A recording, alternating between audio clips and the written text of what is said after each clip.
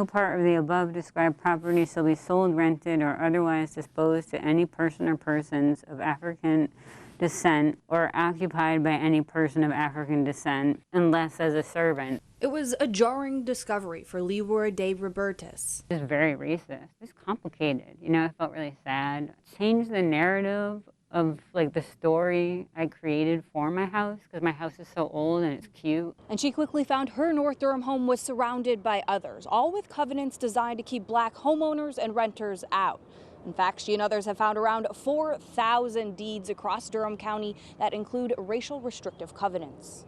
But you'll have words or statements like Negroes or servants or Negro blood or African American. For the last 3 years, a team of Durham researchers and community members have scoured through deeds to understand the lasting impact of the past. Get a sense of how African Americans a lot of times were cordoned off in communities that were near factories or near railroads.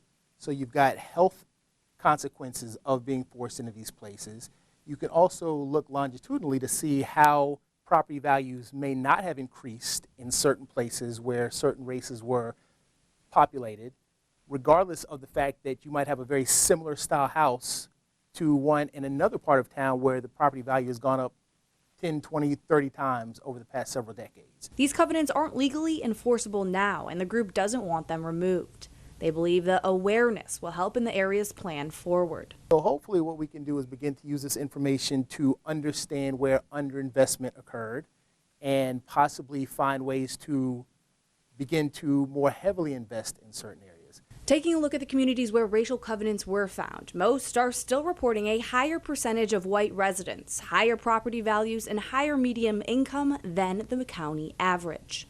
What we have been able to identify in a lot of neighborhoods is that they start white and they stay white, essentially, despite the communities that are around them changing. As these connections and findings continue to unravel, the trio hopes it can spark positive change. This isn't just sort of an issue that one race has to deal with. We're all negatively impacted because these things end up pulling our entire community down.